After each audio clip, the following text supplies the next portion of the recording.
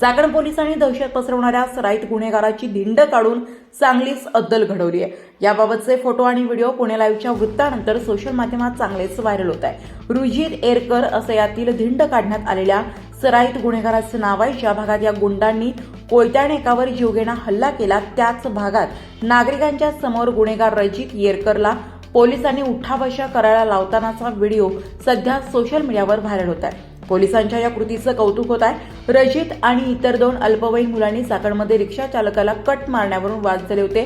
रिक्षाचा मोबाईलमध्ये फोटो काढून रिक्षा चालकाला धमकावले होते। रजित येरकर आणि अल्पवयीन 2 मित्रांसह रिक्षा चालक आणि त्यांच्या मित्रावर कोयत्याने वार केले होते, लाठाकाठांनी मारहाण केली होती।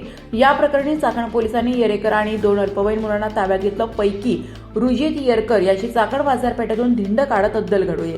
रजित येरकर हा स्वतःला चाकणमधील भाई समजत होता। हात आणि दंडाला दोरखंड बांधून त्याची पोलिसांनी धिंड काढली आहे। भर चौकात उठाबशा काढायला लावल्या। या घटनेचा व्हिडिओ सध्या सोशल मीडियावर व्हायरल होत आहे। चाकणमधील तथाकथित काही गुंडांची मुजोरी वाढत चालली असून सामान्य जनता दहशतीत आहे। त्यामुळे पोलिसांच्या अशा कारवाईचे कौतुक होत आहे।